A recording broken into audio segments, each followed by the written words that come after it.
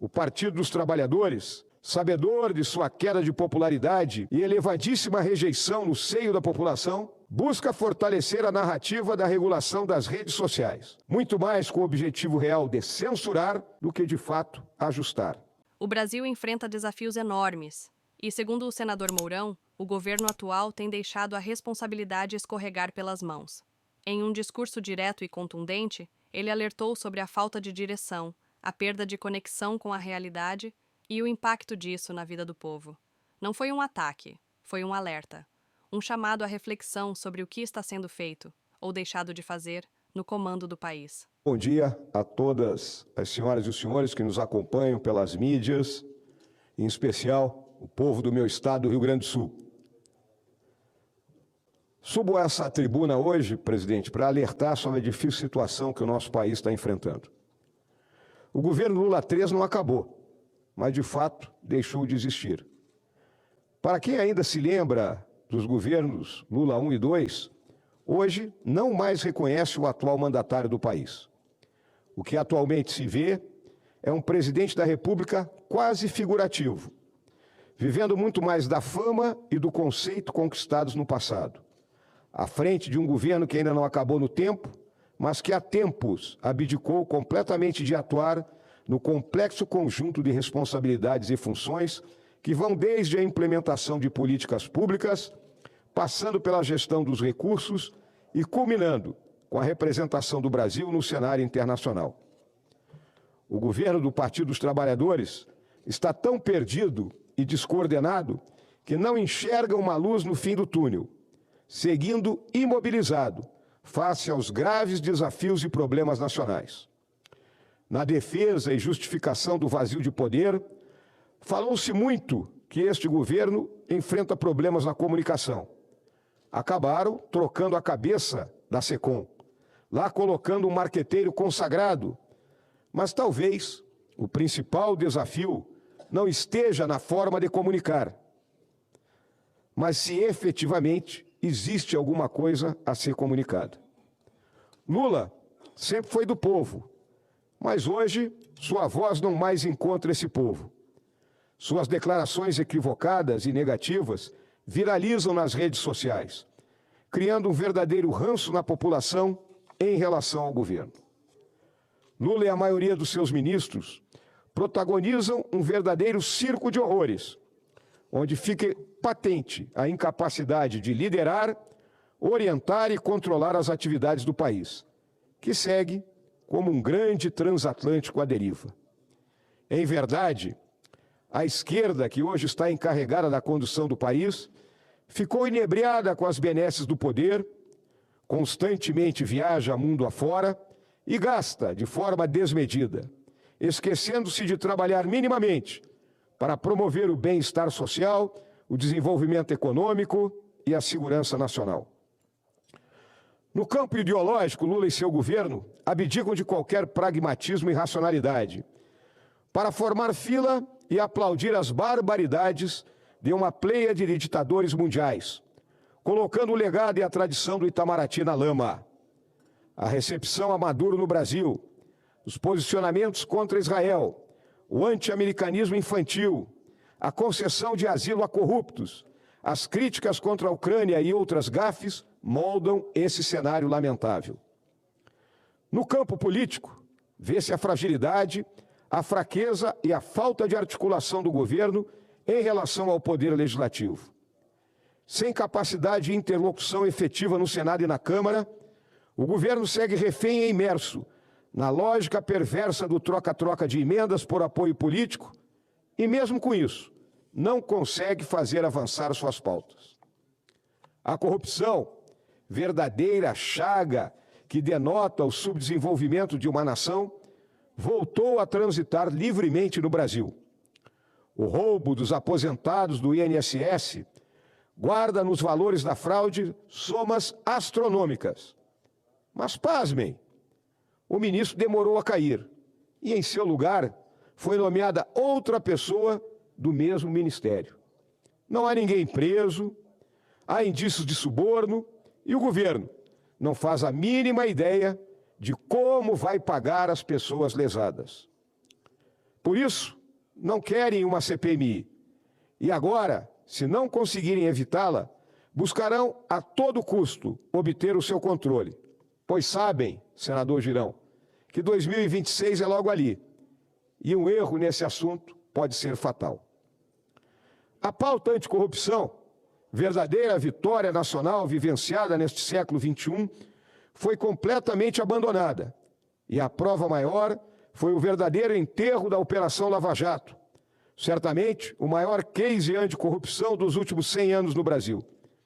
Para a tristeza e indignação da população de bem, vemos criminosos condenados, com vasto corpo probatório, serem literalmente lavados de seus crimes e, pior, voltarem à cena do crime.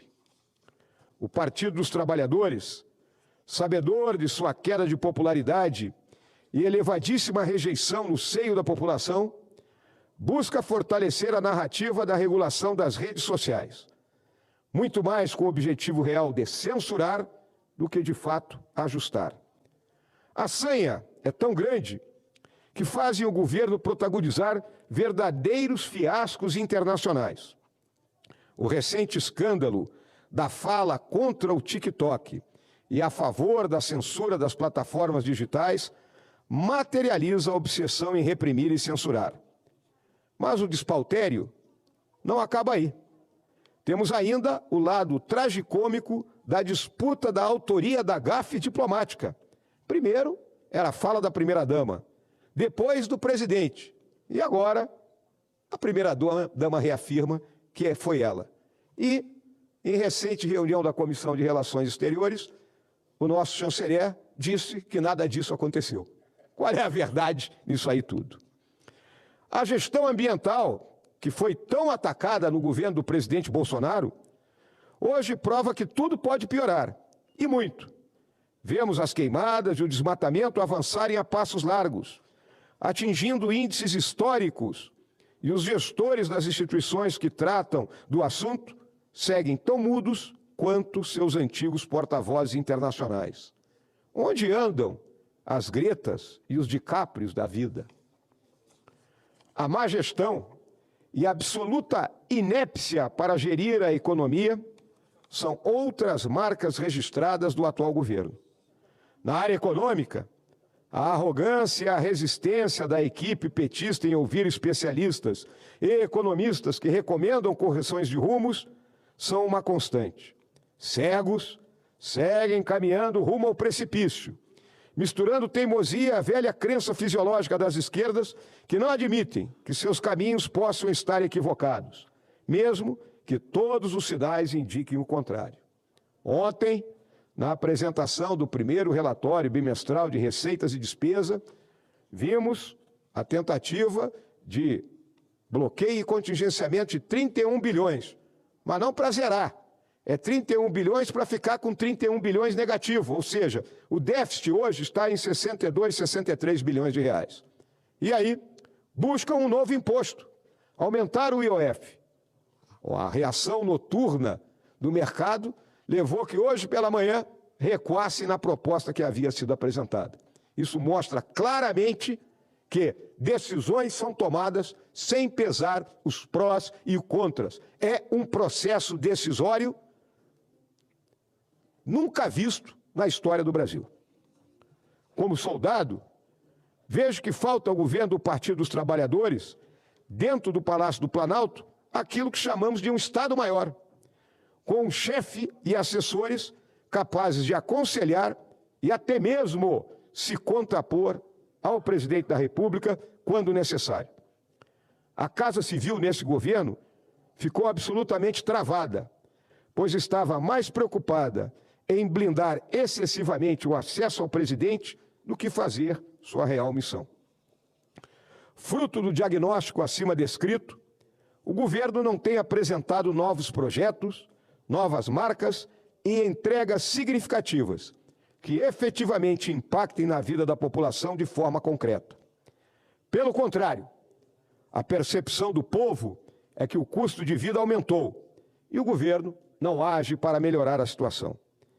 Como água que escorre de uma rachadura, esvai-se, pouco a pouco, o eleitorado que já acreditou no Partido dos Trabalhadores e em seu presidente.